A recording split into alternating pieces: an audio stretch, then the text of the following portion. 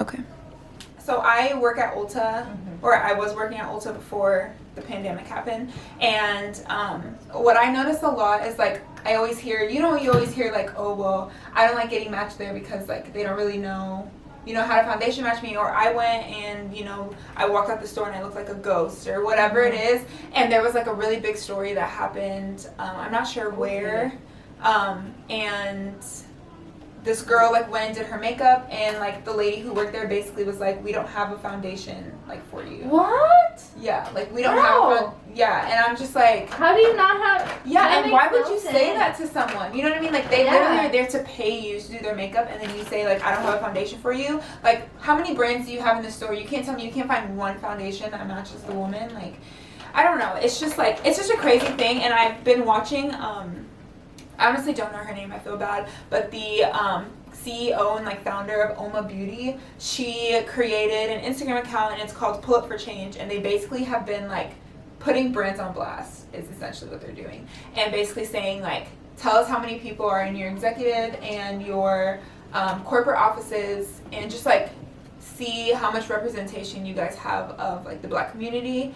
And I personally love this idea because I think that there kind of is like no excuse now for brands to like not come out with wider shade ranges and to not have, for real. Yeah, like I stopped supporting Tarte a long time ago. Actually, I never supported Tarte. I never bought anything from Tarte. I'm sorry, but their makeup is not all that. Yeah, and I stopped wearing their stuff a long time ago because they are not inclusive. When they dropped that first foundation, like when they dropped their first Shape Tape like foundation thing, and they only had like 10 shades, and 2 of them were like darker shades, and they were like, oh, we were like at our drop deadline and we just like had to drop. I'm like, so you're telling me y'all worked so hard to come up with 10 shades? That makes no sense. Like that doesn't make any sense. Like that's the lamest excuse I've ever thought of, and I just don't understand why this is still a problem. Like why is it so hard for you to come out with more shades? Like if you can't include everyone, then don't come out with anything.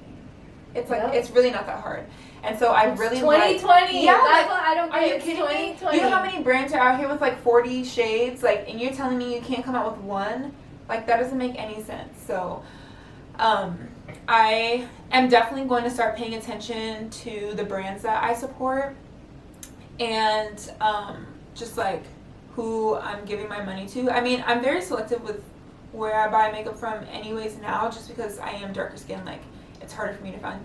It's not that hard now. Like there definitely are options compared to like before, but I think that there are a lot of brands who still just really don't care to include others, and so I have just decided that I'm only gonna buy from certain people until everyone can get their act together. Even by the time they get their act together, Hoola, I love their bronzer, how it is, but I hate how they don't have a darker shade. They finally came out with like a darker Hoola bronzer. So they have like the regular Hoola, and then they have a Hoola dark, I think. And it was actually like a decent shade. Like I was thinking about getting it at one point, but then I was like, I really don't need it, so I didn't get it. But they had a darker one, and that's another thing. Like why is it so hard to find bronzer? I think Morphe actually has great bronzers, and they're not too expensive, that are like darker. A lot of the only bronzer I've been using for the past like 2-3 years is from Morphe. And then I also have I just bought a Joair bronzer that I've been using that works for me. But yeah, I think brands really need to get it together. It's not that hard. I've been contouring and highlighting underneath the foundation now, because I feel like it looks so much prettier. Yeah, I think it's more. And I love a good beat, but I love when it looks like subtle. I mean, you have really good skin. Like, thank you. You don't really need. You're good with a good BB cream, and yeah, I love it. Like I love a good natural look. I don't really do like full coverage looks very often, just because, especially like living in Houston, it is so hot outside, and having that much makeup on, I'm like, get it off of me right now. So when I started wearing makeup, I started very small. I did like a powder foundation, and that was it. And then I did like mascara and powder foundation, and that was it. And then I slowly like added a different step into my foundation routine, like once a year. And then finally I was like, I can do a natural look and do all of these things without looking crazy. So that's what I started doing, and I've never looked back. I love makeup. I think it's a great way to express yourself. I think that it's a misconception that like people wear makeup to like cover up their imperfections. Yeah, cover up their imperfections and like make themselves feel more confident or whatever. I'm like, I'm cute without the makeup. I just think like putting it on is fun. Like that's the only reason I wear it. So I definitely think that's like such a big misconception for I think more guys, but like I think girls who don't wear makeup think that girls who do wear makeup wear it to cover themselves up, and maybe some of them do. Who cares? It's not your face. Mind your business. Now I'm in nursing school, and I think so I've never really known what kind of nurse I wanted to be. I just always known that like I love nursing, and I think that so many people are sympathetic, but not everybody has empathy. Yeah. And I like literally feel for everyone. Anytime something happens, I always put myself in someone's shoes, and I just like get super like upset and like I don't know. I just like feel for people, and I'm such so I like have a lot of empathy for people, and so I felt like nursing was like a great place for me to kind of give back and be more like thoughtful in the way that I care for people and stuff. The reason why I went into nursing is because of, you know, me being super empathetic, but I never knew what kind of nursing I wanted to be. I think I want to go into like either like dermatology or like work for like a surgeon or something, like going into like OR. Yeah, I don't know. I feel like that would be super interesting, and I feel like working in dermatology kind of keeps me in the like beauty realm. Yeah. So, yeah, I think that's like kind of where I see myself, but I don't really know. We'll see once I like am actually able to go to the hospital once COVID kind of Oh, you haven't been able to go? No, I was supposed to start clinicals in May, but obviously COVID hit and they were, you know, low with like equipment and like gloves and gowns and like PPE and stuff. So I haven't been able to go to the hospital, but I don't really know when we'll be able to go.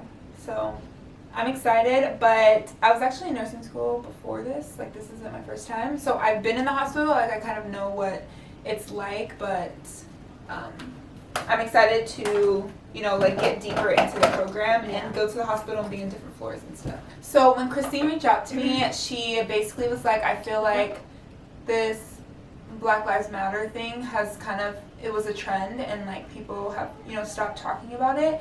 And I definitely think that you're right. I feel like there's some people who have definitely kept up and, you know, the protests are still going on and stuff.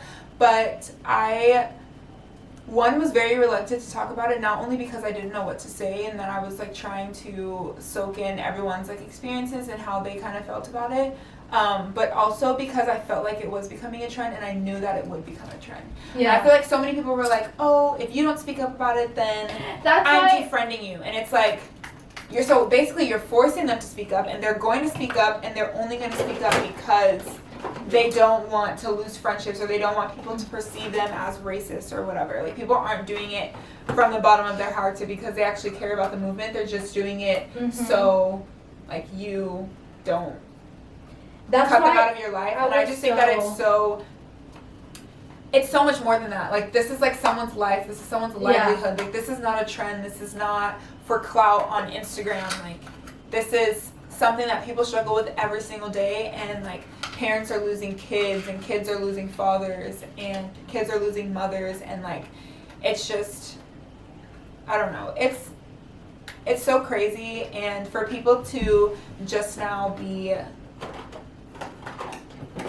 I think a lot of it was people didn't know, especially if they've never had to experience it. Like people have never experienced racism or experienced like hard stereotyping, then they just don't get it. And so they're like, oh well, I'm not black, so like this doesn't really involve me, or I'm not black, so this doesn't affect me in any way, and so they just don't sympathize, like they don't empathize with you because they don't care. And I think it's important for everyone to be involved, just so it becomes like there is a change, you know what I mean? It has to be a movement between, you know, the black culture and whatever other like race or culture there is. Like because like Black people have been fighting this fight for a very, very long time, and obviously we aren't able to do it alone, but I think that when more people speak out and, you know, more people like take action outside of whether they think they're doing the right thing or not, if they believe that there's a problem, then they should take actions to fix that problem. And I don't think it only, like, you don't have to repost something on Instagram, or you don't have to post about it on Instagram. It's about what you're doing in your everyday life. Exactly. Are you like treating people with respect? Are you like reaching out to your friends who, you know, may have been struggling for so long and you didn't even know?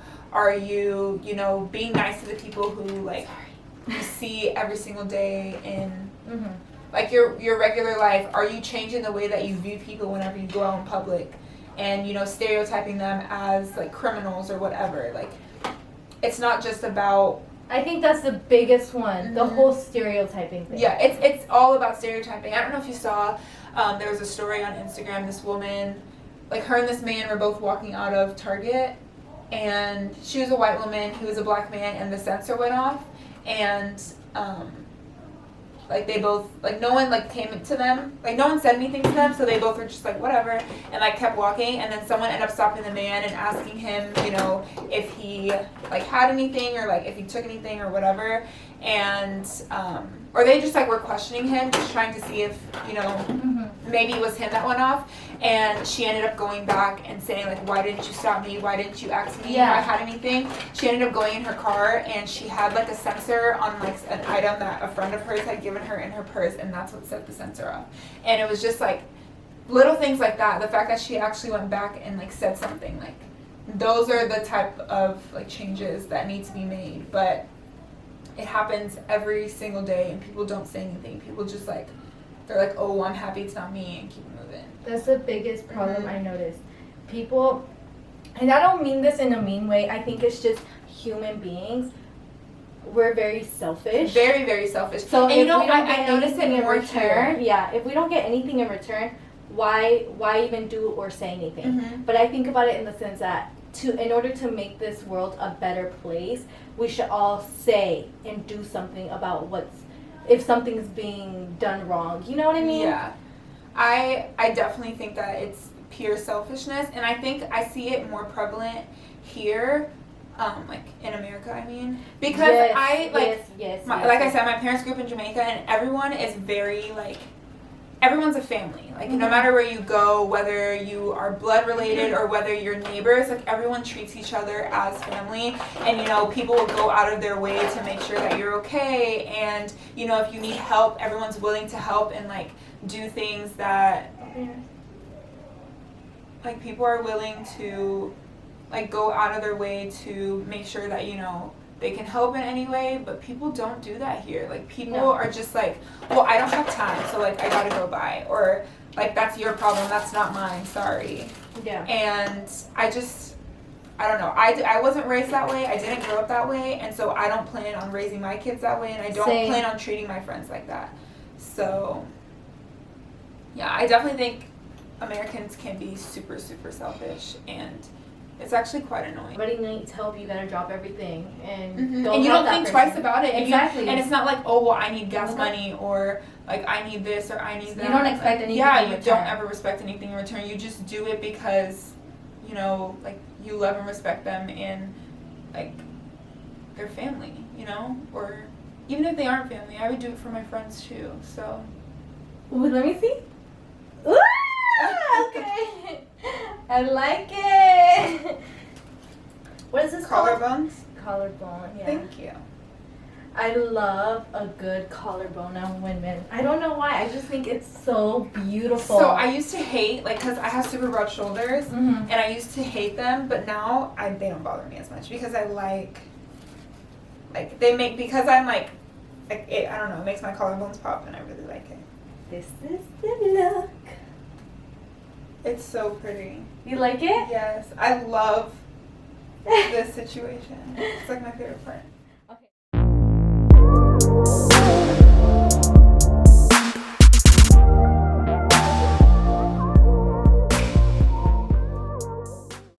I I hope you guys enjoyed the video. Now we're just gonna have a little photo shoot, and remember to follow Tamar's social media and her YouTube channel and check her out because she does really good videos. And thank you for having me. no, thank you for doing it for me.